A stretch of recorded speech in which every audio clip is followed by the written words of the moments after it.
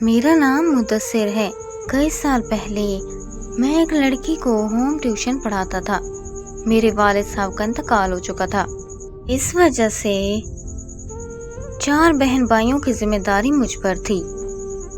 میرے گھر کے حالات ٹھیک نہیں تھے، تو میں جاب کے ساتھ ساتھ ٹیوشن بھی پڑھاتا تھا۔ میں روز ٹیوشن کے لیے جاتا تو اس کی بڑی بہن مجھے روز دیکھتی۔ ایک دن اس نے مجھے میسج کیا کہ مدثر، میں آپ کو روز دیکھتی ہوں، مگر میں نے آج تک آپ کے اندر کوئی غلط بات نہیں دیکھی۔ میں جب بھی آپ کے سامنے آئی، آپ نے اپنی نظریں جھکا لیں، اور آپ کی جھکی ہوئی نظروں سے مجھے پیار ہو گیا ہے۔ مجھے آپ بہت پسند ہو اور آپ سے شادی کرنا چاہتی ہوں۔ میں بہت حیران ہوا کہ اتنے بڑے گھر کی لڑکی مجھے کیسے پسند کر سکتی ہے۔ میں نے اسے بولا کہ راحیلہ، تم ایک بڑے گھر سے تعلق رکھتی ہو، میں غریب گھرانے سے ہوں، تمہارے گھر والے کبھی بھی نہیں مانیں گے۔ اس نے کہا کہ مدثر، آپ رشتہ بھیجو، میں منا لوں گی سب کو۔ مجھے اس بات سے کچھ تسلی ہوئی اور آہستہ آہستہ میرا لگاؤ بڑھ گیا اس کی جانب۔ روزانہ کی باتیں، ایک دوسرے سے قسمیں وعدے ہونے لگے، بہت پیار بڑھ گیا دونوں کے بیچ میں۔ ایک دن مجھے اس کی ٹک ٹاک آئی ڈی ملی۔ اس سے مجھے پتہ چلا کہ وہ بہت پہلے کسی اور سے محبت کر چکی ہے۔ مجھے اس کے ماضی کا پتہ لگا۔ مجھے بہت افسوس ہوا، لیکن خود کو مضبوط کیا، کیونکہ اسے محبت کر چکا تھا۔ راحیلہ نے بولا کہ پلیز میری ماضی کا سوچ کر اپنے دل میں کوئی غلط بات مت لاؤ۔ اس نے مجھے بہت سمجھایا، وعدے اور قسمیں دیں کہ اب صرف تم ہو دل میں، تمہارے علاوہ کوئی نہیں۔ بہت وعدے کیے کہ تمہارے بغیر نہیں رہ سکتی۔ میں نے بولا کہ میں تمہارا ماضی برداشت کر لوں گا، لیکن پلیز اب مجھے کوئی دھوکہ مت دینا، میں مر جاؤں گا۔ میں نے کمپرومائز کر لیا اور کچھ ہی وقت کے بعد ہماری منگنی ہو گئی۔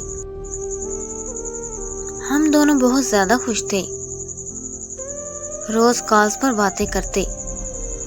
ایک دن اس کی کال نہیں آئی۔ میں نے اسے بہت کال کی، لیکن اس کا کوئی جواب نہیں ملا۔ میں پریشان ہوا، اس کی امی سے رابطہ کیا تو وہ بولے کہ وہ گھر پر نہیں ہے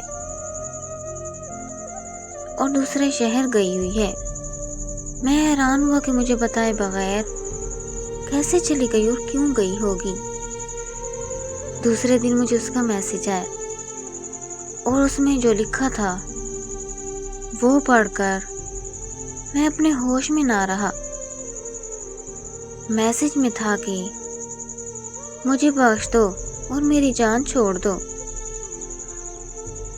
میں نہیں کرتی تم سے کوئی پیار اور میں مزید دکھاوا نہیں کر سکتی۔ اب میرے ساتھ کوئی تعلق نہ رکھنا اور نہ اب تمہارا کوئی میسج آئے۔ میں حیران و پریشان سوچتا رہا کہ یہ ہوا کیا ہے میرے ساتھ۔ بہت تکلیف دی اس کے جملوں نے، بہت زیادتی کی اس نے میرے ساتھ۔ پوچھتا رہا کہ وجہ تو بتاؤ، آخر کیوں سب ختم کر رہی ہو؟ لیکن اس کا کوئی جواب نہیں آیا۔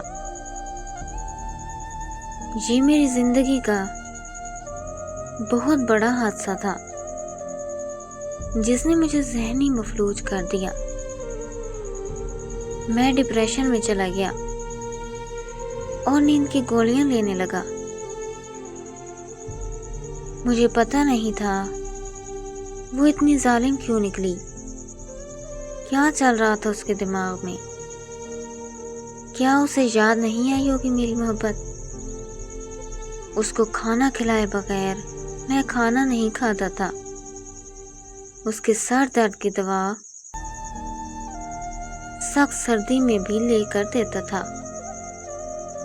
ہر وہ کام کیا جو اسے پسند ہو۔